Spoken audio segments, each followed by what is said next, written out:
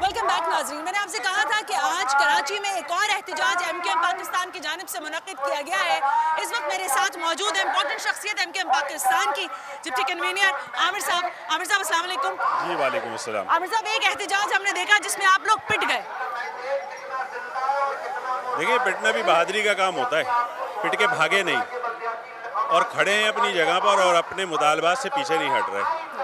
بزدلوں کی طرح رات کے اندھیرے میں بیٹھ کر معاہدے نہیں کرے، اور ایسے معاہدے کہ جس میں آپ نے کچھ حاصل نہ کیا ہو، صرف اپنی فیس سیونگ کر کے آپ نے جو 25 دن سے دھرنا دے کے آپ تماشا لگا کے بیٹھے ہوئے تھے اور ملی بھگت سے بیٹھے ہوئے تھے۔ وہ بھی ریڈ زون تھا، وہاں پر کسی پہ کوئی ڈنڈا نہیں چلا، یہاں پر ریڈ زون پہ ڈنڈا چل رہا ہے ان مہاجروں پہ جو پورے سندھ کے حقوق کے لیے نکلے تھے۔ تو یہ جو ملی بھگت دونوں کی آپس میں جو فکس میچ تھا، اس کو انہوں نے کور کرنے کے لیے معاہدہ کیا، اور یہ ظالموں اور منافقوں کے درمیان میں معاہدہ ہوا ہے، جس سے کراچی کو جماعت اسلامی اور سندھ حکومت، میں تو نام ہی نہیں رہا، میں تو منافقین کی جماعت ہے۔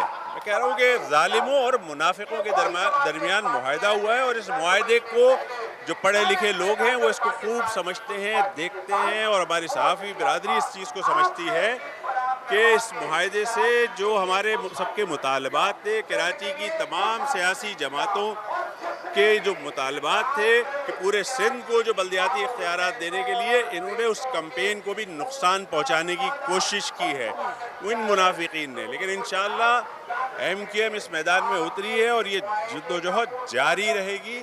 آج یہ مظاہرہ ہے خواتین کا کہ جن پر لاٹھی چارج ہوا تھا۔ ہم پی ایس ایل کا احترام کر رہے ہیں کہ پی ایس ایل ہمارے شہر میں ہو رہا ہے، اس کی رونقیں، اس شہر کی رونقوں کو ہم نقصان نہیں پہنچانا چاہتے۔ ہم اسٹیک ہولڈر ہیں اس شہر کے، تو ہم نہیں چاہتے، لیکن یہ انتظار کریں، یہ چند دن کی بات ہے، پی ایس ایل ختم ہونے دیں۔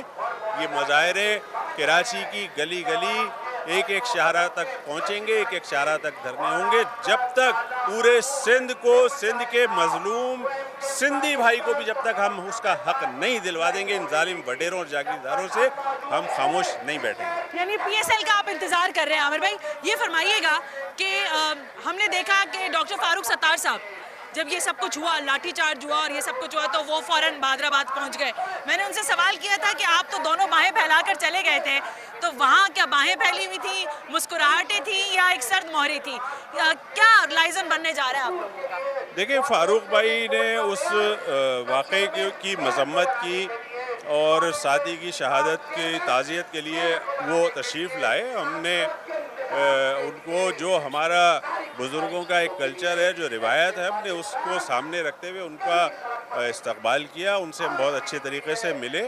انہوں نے اپنی پیشکشیں کی ہیں، چونکہ ایک مرحلہ وار ایک اسٹرگل چل رہی ہے، انہوں نے اس میں بھی پیشکش کی ہے کہ میں ہر طرح سے آپ کے ساتھ ہوں۔ تو وہ باقی مراحل انشاءاللہ پھر رابطہ کمیٹی میں ڈسکشن کے بعد کوئی اگر اس کا کوئی صورتحال بنتی ہے تو اس کے اوپر ڈسکس کیا جائے گا۔ لیکن بہرحال ہم ان کے اس کو ویلکم کرتے ہیں کہ انہوں نے کم از کم اس درد کو محسوس کیا جو درد اس دن ہمیں ہوا، ہماری ماؤں کو ہوا، ہماری بہنوں کو، بچیوں کو جو درد ہوا، جو ہمارے ساتھ ظلم ہوا، اس کو انہوں نے فیل کیا، وہ آئے۔ ان کا آنا اچھا لگا ان لوگوں کے مقابلے میں کہ جو دعوے تو کر رہے ہیں لیکن ان کو یہ زحمت نہیں ہوئی کہ وہ کم از کم تعزیت کے لیے 2 لفظ بول دیتے یا آ جاتے۔ ٹھیک ہے، اچھا آخری سوال عامر صاحب، میں یہ پوچھنا چاہ رہی ہوں کہ سندھ حکومت کہہ رہی ہے کہ آپ لوگ معاہدے کرتے ہیں اور توڑتے ہیں۔ آپ کو جانا تھا پریس کلب، ریڈ زون، آپ لوگ وہاں پہنچ گئے اور آپ نے جان بوجھ کر اپنے کارکنان کو سٹیک پر لگا دیا۔ فرمائیے گا۔ دیکھیں، بات یہ ہے کہ یہ ریڈ زون ہوتا کیا ہے، مجھے کوئی یہ سمجھا دے۔ ریڈ زون کا مطلب ہے کوئی بادشاہت قائم ہے، اس محل کے آگے کوئی فریادی جا ہی نہیں سکتا، اور جو منافقین کی جماعت جو بیٹھی ہوئی تھی وہ بھی تو ریڈ زون تھا، ادھر سے اٹھانے کے لیے نہیں کوئی گیا، ادھر ان کو بریانیاں پیش کی جا رہی تھی، ان کو فیسیلیٹیٹ کیا جا رہا تھا۔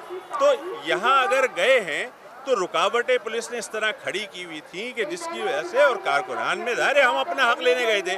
سی ایم ہاؤس، سی ایم جو ہے، وہ جو حکومت ہوتی ہے وہ ایک ماں کا درجہ، ریاست ماں کا درجہ رکھتی ہے۔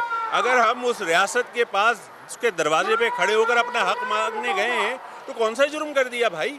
کہ اگر ہم نے کہا تھا ہم پریس کلب جائیں گے لیکن ہم ادھر چلے گئے، تو وہ جانا مطلب وہ کوئی ایسا ایریا ہے کہ جہاں پر جانے کی ممانعت ہے؟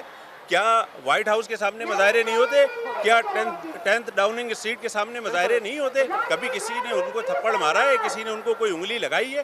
تو مطلب ریڈ زون کہہ کے یا سی ایم ہاؤس کو ان کا بادشاہت قائم ہے ان وڈیروں کی. وزیر اعلیٰ سے امین الحق صاحب کی بات چیت ہوئی تھی, کیا بات طے ہوئی؟ کیا آپ لوگ مظاہرے کرتے رہیں گے اور وہ اب آپ کے اوپر ڈنڈے نہیں برسائیں گے؟ نہیں, انہوں نے جو بات چیت کی تھی وہ جو ہمارے ساتھی شہید ہوئے تھے اس دن ان کا فون آیا تھا کہ ہم وہاں جانا چاہتے ہیں, اور وہاں پر ظاہر ہے کہ ہمارے لوگوں میں, ہمارے کارکنان میں, خواتین میں ایک اشتعال تھا, تو تھوڑا سا آپ مینیج کریں کہ وہاں پر کوئی بد نظمی نہ ہو. تو ہم نے کہا ہم روایتی لوگ ہیں, اگر کوئی ہمارے دروازے پہ تعزیت کے لیے آتا ہے تو ہم اس کے ساتھ برا سلوک نہیں کرتے ہیں. جو سلوک آپ نے کیا انشاءاللہ آپ کو اس طرح کا سلوک نہیں ملے گا. اس کے علاوہ تو کوئی معاہدہ نہیں ہوا آپ کا؟ نہیں, کوئی ہمارا ان سے سندھ حکومت سے کوئی معاہدہ نہیں ہوا ہے.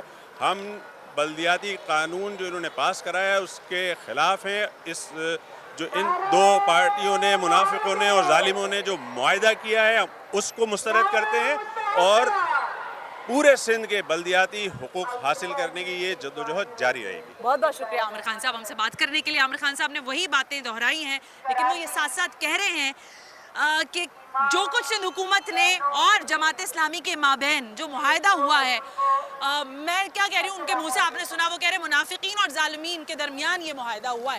اس کے ریپرکشنز کیا آئیں گے یہ بعد میں دیکھیں گے. خواتین کا مجمع ہے, خواتین کا یہ احتجاج ہے جو MKM پاکستان نے آج 3 تلوار پر منعقد کیا ہے. کچھ خواتین سے بھی بات کریں گے اور جانیں گے کہ اس احتجاج کے پیچھے ان کے کیا مقاصد ہیں.